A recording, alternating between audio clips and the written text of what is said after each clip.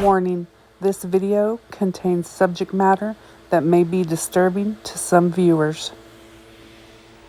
So let's get the housekeeping out of the way. This video is for educational and entertainment purposes only.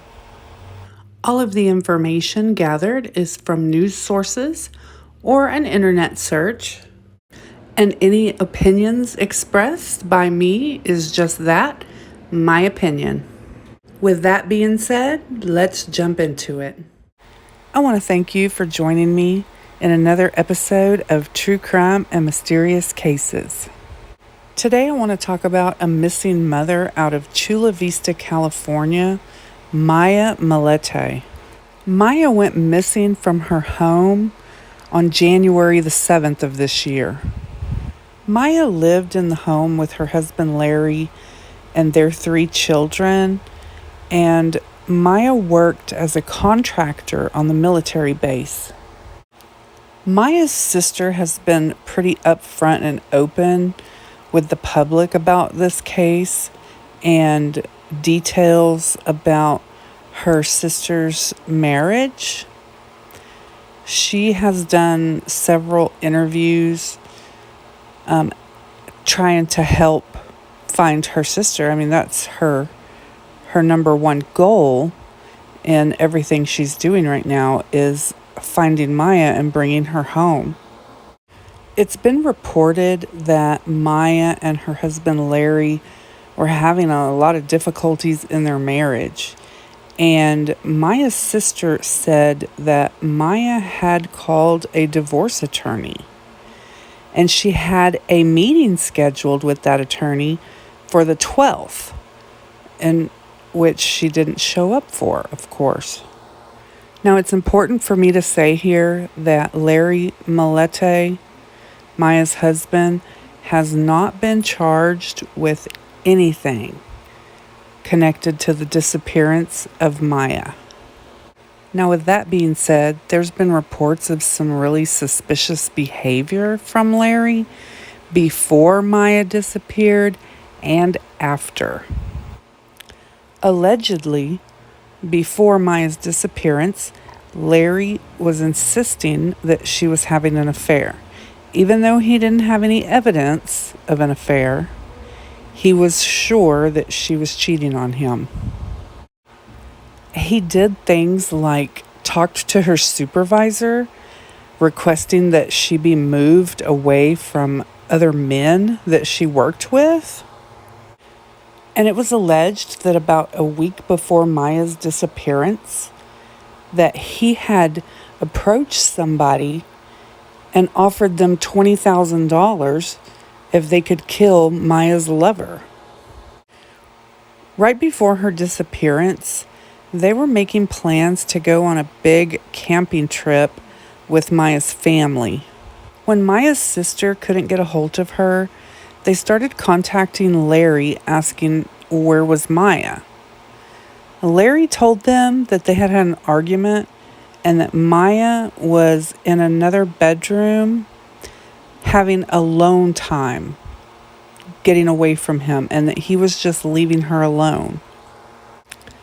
Maya's family went to the home to check on Maya, and the bedroom she was supposed to be in was locked.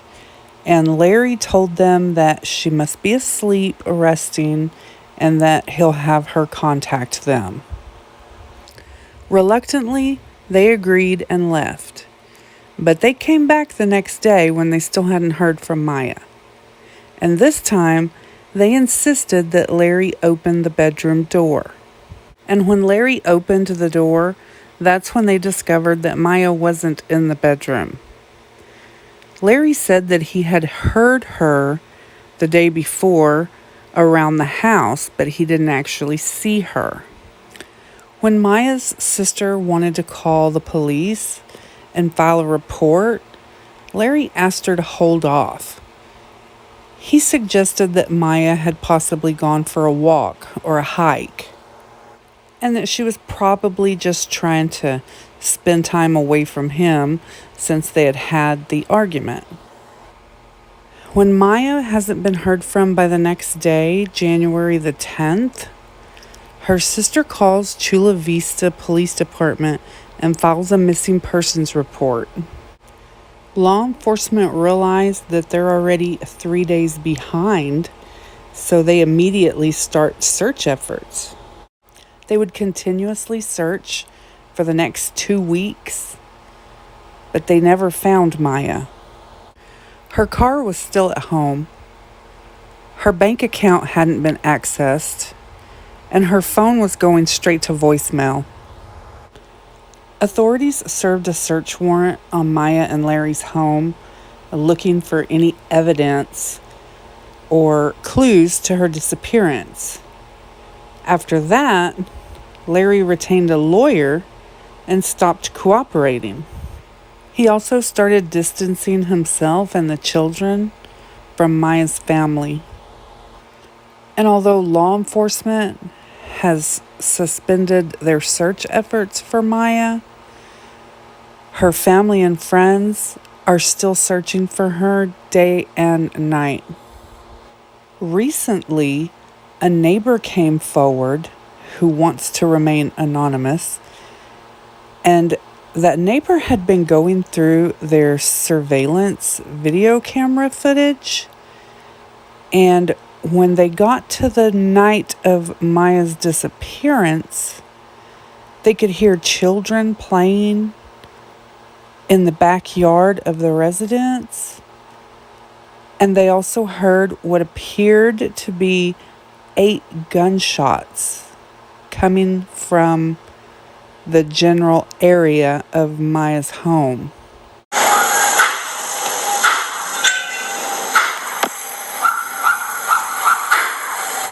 I stand corrected.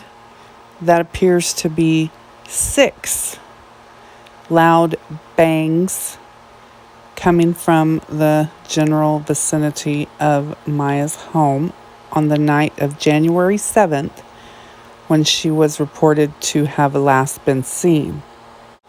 Law enforcement said they're investigating whether or not these are gunshots, but one of the news reports that I watched earlier had an expert on that had been sent the videos, and he said that he had absolutely no doubt that those were gunshots and that they were fired indoors.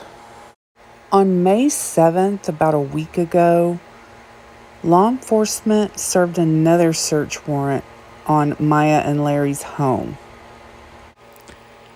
They were there until about 11 o'clock that night, removing items from the home and searching the perimeter. Now, it was reported that Larry told law enforcement that he had given away multiple guns to friends because he thought that he knew they were going to come to try to take his firearms.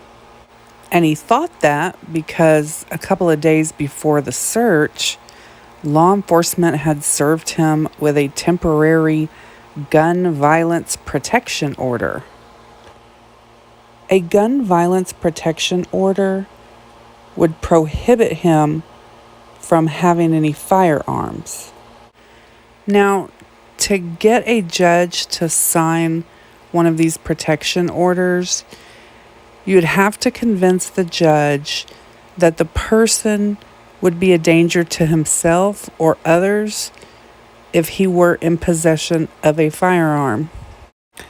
Again, I have to say that at the time of this video, Larry has not been named a suspect and has not been charged with any crimes.